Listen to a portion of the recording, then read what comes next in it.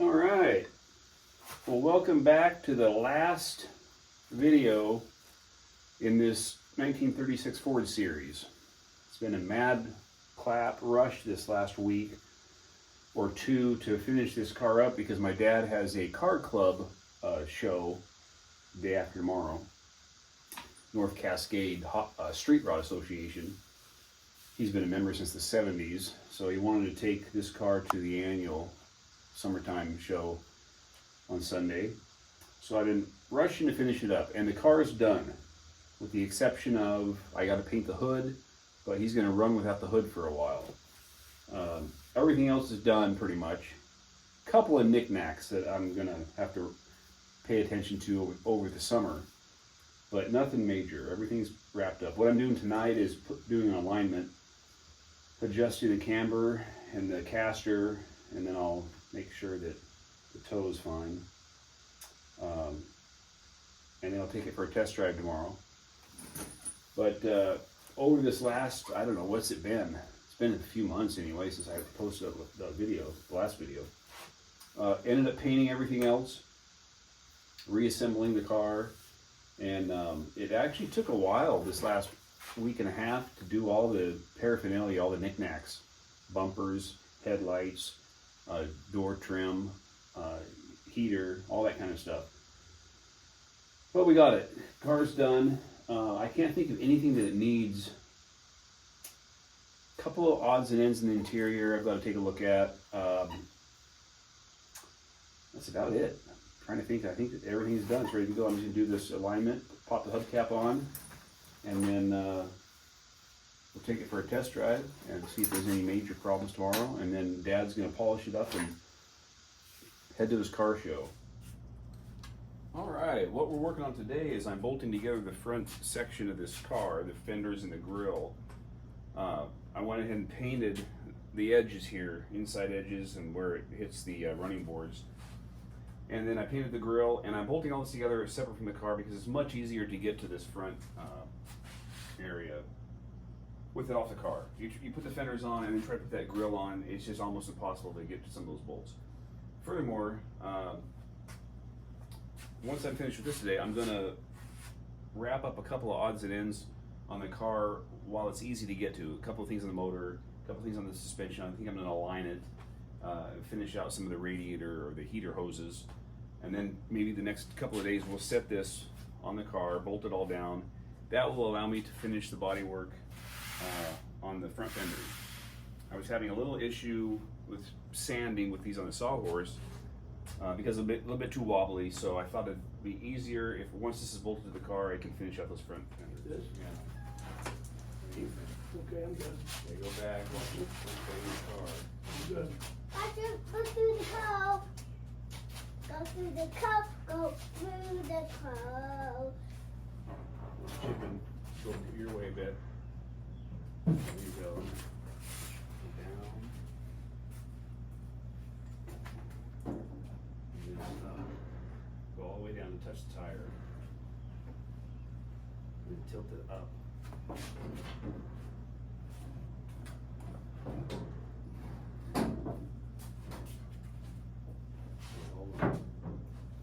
I gotta go up a little bit. Get there, Oh, I see. I'm Here, at okay. heights now. Give me that bolt. That bolt. Give me your other bolt. Other bolt. Go get one for Grandpa. That fit through there. Yeah. You should be able to lift it up and fit it through there now. Hold the weight.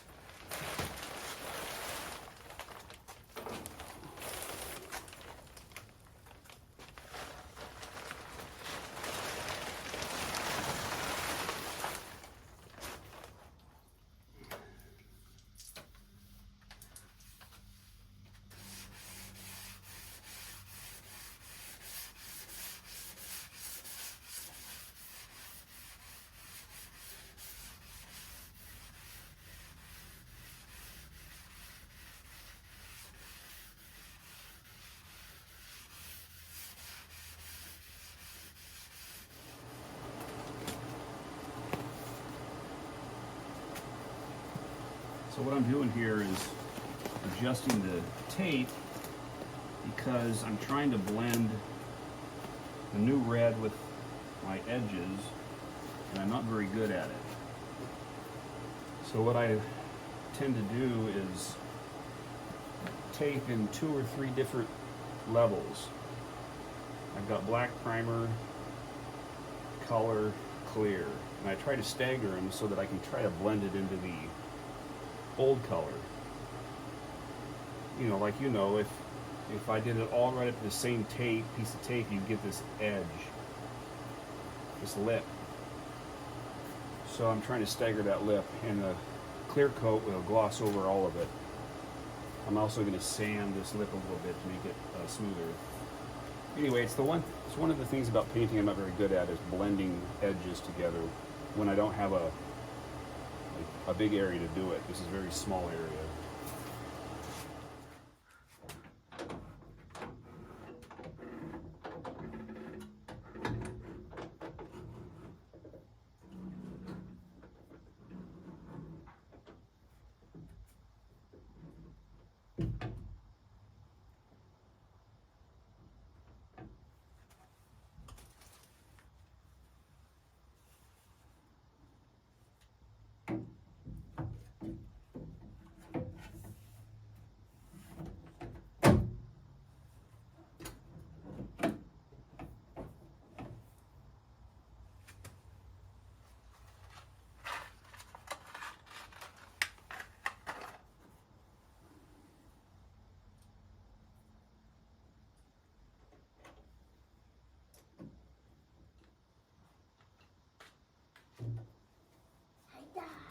I'm not blowing bubbles. I just blow one bubble. I blow just 2 bubbles. You blew 2 bubbles? Yeah, Well, I don't think that's the right soap for blowing bubbles. well, That hand soap won't work, little man.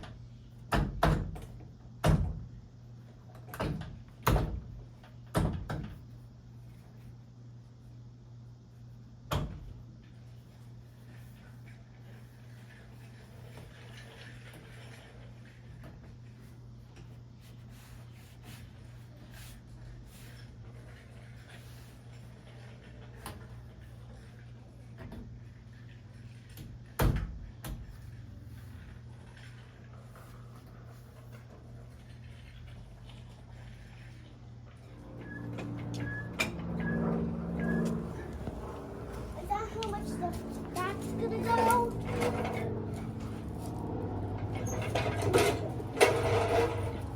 Dude, what did you just do, dude? Hold on. Walk Back, it back, in. guys.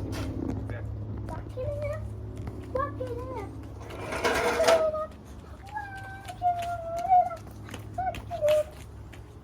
Remy, get out of the way.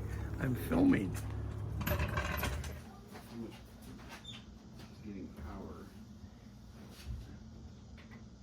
Batteries on. Check your headlights. Turn signals. No life at all. Okay. Oh, I didn't. I didn't ground those headlights. Oh, okay. Shoot. Yeah, I didn't ground the headlights yet. Okay. Can you go What about? back? No, you're not. What about brake lights? Dad, when you stop this thing, I'm gonna go in the back cave. Nothing back here. Okay. Dad, when we're gonna stop this thing, you're gonna lift over the seat and I'm gonna go in the back cave.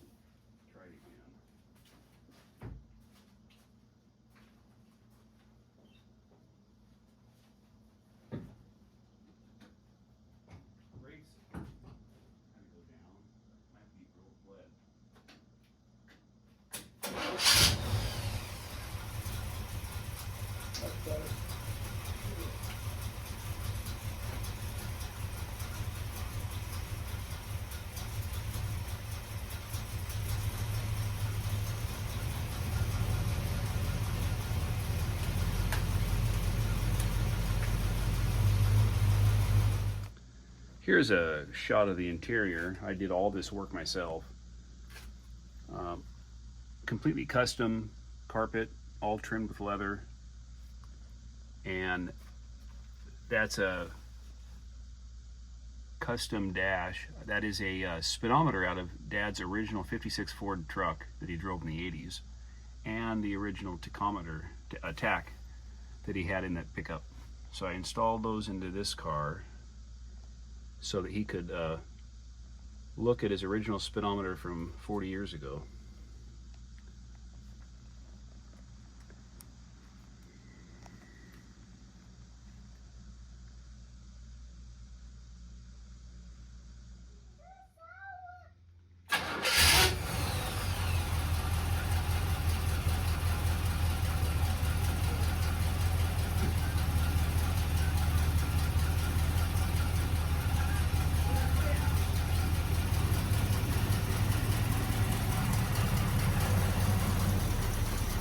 You're good.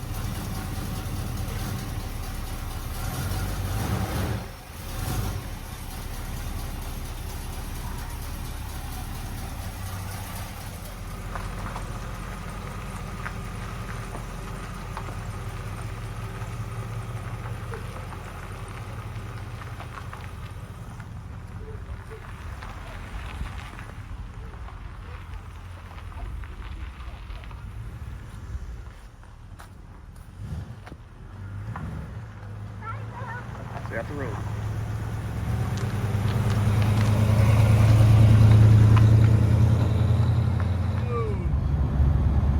Boy, sounds good in here, doesn't it? Yeah.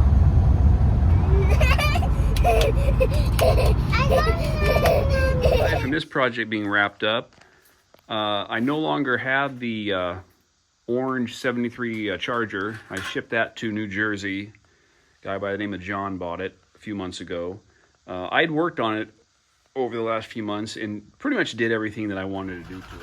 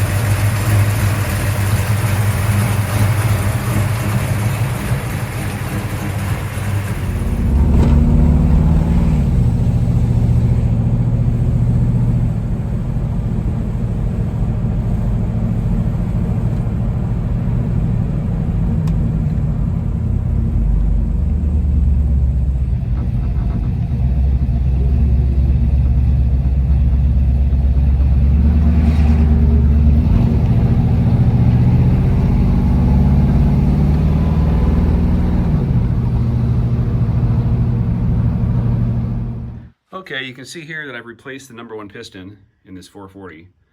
What had happened was I was getting some smoke and I thought it was carburation. So I was adjusting the carburetor and trying to lean it out a little bit. I thought it was too much fuel. Well, it ended up being a broken ring. in this piston, and what I did was I did a compression test and quickly found out that there was a ring that was broken. And decided to go ahead and just change it out. And the cylinder oils were nearly perfect. I just had to run a stone down and take the glaze off, pop the piston out, and put a new one in. Now I'm fixing to put the head back on right here, intake, and we'll put it all back together, have this thing running again.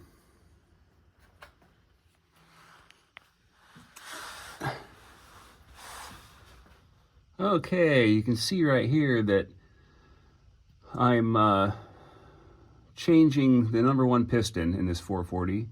This is in a 1973 Dodge Charger. Very easy to do. All you really have to do to get the oil pan out is to remove the link, the steering link that goes across the front of the oil pan. So that's a simple operation. Next, you loosen the motor mounts. There's 2 of them and they're easily accessible. And then you raise the engine about 2 inches, which I have a jack right over there. Jack up the front of the engine a couple inches, and then the oil pan drops right out. You have to kind of turn it to get it off of the oil pickup there. I changed the piston, and now I'm fixing to put the oil pan back in. And then I'll reattach everything.